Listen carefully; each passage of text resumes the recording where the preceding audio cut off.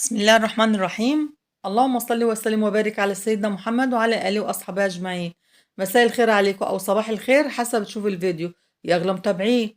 ولو أول مرة تشاهدوا قناتي ما تنسوش لايك شير سبسكرايب وفعلوا زر الجرس يوصلكم منه كل جديد. هتعملي لنا ايه ست أحمد النهارده؟ هعمل لكم زي ما انتم شايفين كده المحوجة أو اللقمة الصفراء، حسب كل بلد بقى ما بتقول عليها.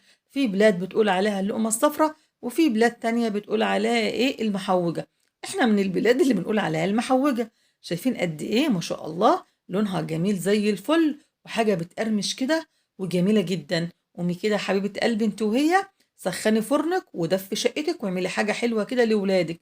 يلا نسمي الله ونصلي على الرسول وندخل كده نشوف معانا ايه النهاردة وهنعمل ايه. يلا بينا حبايب قلبي. اول حاجة المكونات اللي انا هقولها لك دي لكيلو دقيق، تمام. عايزة بقى تعملوا النص ما فيش مشكلة، عايزة تضاعفي المقدار ما فيش مشكلة. بس اهم حاجة انك تقومي تعملي. اول حاجه كده معايا كيلو دقيق منخول كويس جدا، كوبايتين من السكر المطحون، ومعايا كده بروح للعطار بقول له انا عايزه محوجه، تحويجه للكيلو دقيق، تمام. بس هي كام جرام انا مش فاكره بالظبط او مش عارفه يعني. ومعايا كمان سمسم، ومعايا كمان كيس بيكنج باودر، وذره من الملح. وهنزل لكم بالمقادير في صندوق الوصف حبايب قلبي. خلاص. واول خطوه هنعملها كده في الفيديو بتاعنا ان انا هنزل بالمكونات الجافه كلها على بعض.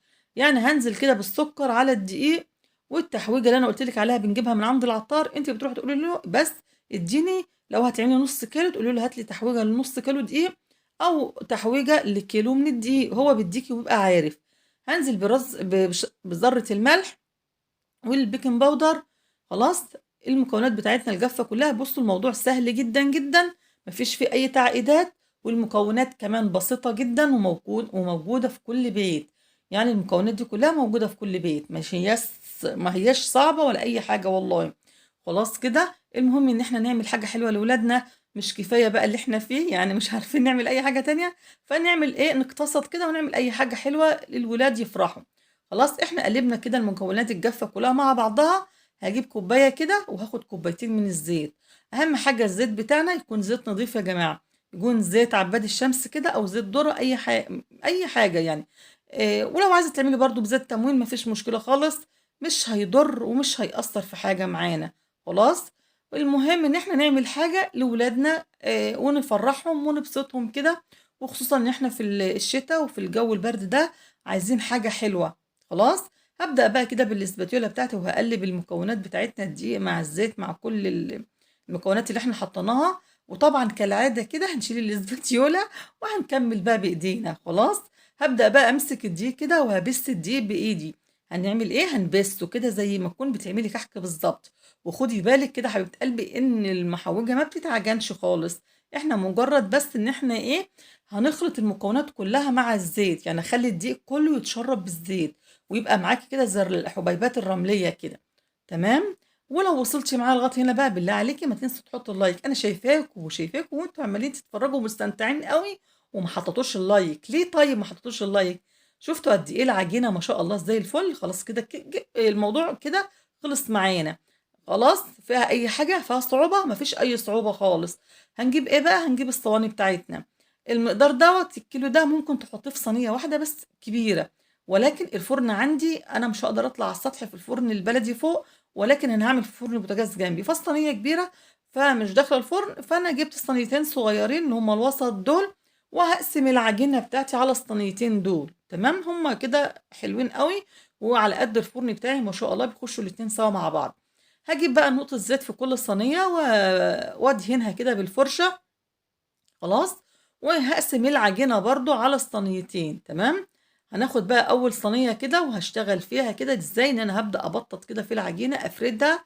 اهم حاجة تفرديها كويس جدا وتخلي سمك المحوجة كله واحد، ما يبقاش ناحية رقيقة وناحية تخينة. خلاص. لازم كده وانتي ماشية تلف الصينية بايدك كده وانتي شغالة بتفردي الصينية، تلفي من تحت ايدك كده رايحة جاية بحيث ان انا اشوف المستويات بتاعتي. المهم ان انا المستوى بتاع المحوجة بتاعتي يكون كله سمك واحد. خلاص. وهبدأ بقى ارش كده طبقة على الوش اللي هو السمسم كده. وانتي بترشي السمسم لازم بايدك كده وتبططي كده وتبططي بحيث ان السمسم يتماسك مع العجينة المحوجة بتاعتنا عشان ما يبقاش على الوش كده ويقع منك بكل سهولة، احنا عايزينه يمسك في العجينة. تمام. انت بتعملي ايه يا ستي؟ انت اللي مش مدخلها الفرن الاول؟ لا لا خالص، المحوجة لازم تتقطع قبل ما تدخل الفرن. المحوجة لازم ايه تتقطع قبل ما تخش الفرن، عشان اول ما بتطلع من النار من الفرن وتشم الهواء بتنشف ومش هتعرفي تقطعيها خالص. تمام. هبدأ بقى كده الصينية التانية هفردها واعمل زي ما فردت الصينية الأولى بالظبط زي ما قلت لك، وهنبدأ برضو نلف الصينية كده بإيدينا وابطط واخلي السمك برضو يكون واحد، كلها سمك واحد، ما يبقاش برضو جزء عالي وجزء واطي خلاص، او جزء تخين وجزء رقيق. وبرضه هديها رشة السمسم اللي على الوش، وهبدأ أقطعها برضه كده زي ما احنا عايزين، قطعها مربعات، قطعها بقى سمبوكسات، قطعها زي ما تقطعيها، المهم انك تقطعيها. تمام. وهكون بقى ايه هروح اولع الفرن وهسخنه كده على درجة حرارة 200، وهسيبها بره 10 دقايق كده ترتاح. عارفين لما ترتاح بره بعد ما شاء الله بتبقى جميلة جدا. ودخلها بقى على الرف الوسطاني اللي المحوجة من الحاجات اللي ما بتاخدش نار كتير، يعني هي بتاخد بس لون خفيف كده من فوق ومن تحت بس، وبتطلعها على طول وبتسيبيها بره. طيب اول ما بتخرجها من الفرن بتكون لسه طريه شويه، ابدأي امشي بالسكينه على التقطيعات اللي انت عاملاها، يعني شايفين التقطيع اللي احنا واخدينه في الاول ده، امشي عليه على طول بسرعه كده، وبعد كده سيبها تبرد بقى، وبعد ايه هنبدأ نشيلها. خلاص انا كده طلعت من الفرن بتاعنا زي ما انتم شايفين، انا مشيت برضو عليها بالسكينه على على التقطيع اللي انا كنت مقطعاه. تعالوا بقى اما نشوف ما شاء الله، بصوا بقى اهي، شايفين السمك بتاعها تحفة، وشايفين لونها ما شاء الله زي الفل، وهشة كده، ومش عايزة اقول لكم مقرمشة وجميلة جدا، والله العظيم طعمها حلو قوي ما شاء الله. تاني لو وصلتوا معايا لغاية هنا كده ما تنسوش تاني تحطوا اللايك، حطوا اللايك بالله عليكم. ماشي. شايفين قد ايه ما شاء الله هشة من جوه زي الفل، جميلة جدا جدا جدا، وطعمها حلو قوي قوي والله العظيم، بجد جربوها. يعني بصوا الموضوع يعني مش صعب، زي ما اتفقنا الموضوع كله موجود في البيت، والحاجات كلها موجودة عندنا وسهلة وبسيطة. طيب بصوا بقى الصينية التانية برضو ما شاء الله، شايفين برضو، شايفين لونها جميل ازاي. على فكرة انا بحب المحوجة باللون اللي بالتحويجة دي عن العسل بصراحة، يعني العسل بيبقى مغمقها شوية، وانا مش بحب اللي بيبقى لونها غامق. بس انتي ليكي حرية الاختيار، عايزة تعمليها بالعسل اعمليها، عايزة تعمليها بالتحويجة دي مفيش مشكلة خالص اعمليها، المهم انك تقومي وتعملي وتتشجعي كده وتعملي حاجة حلوة. طبعا احنا عارفين ان الجو شتاء وبرد، فلازم ندفي البيت يا جماعة بأي حاجة، بأي حاجة، دفي عيالك، دفي ولادكم. شايفين بقى بعد ما بردت خالص خالص خالص وشلتها من الصينية، والله العظيم جميلة جدا ما شاء الله زي الفل. منورنا يا حاج.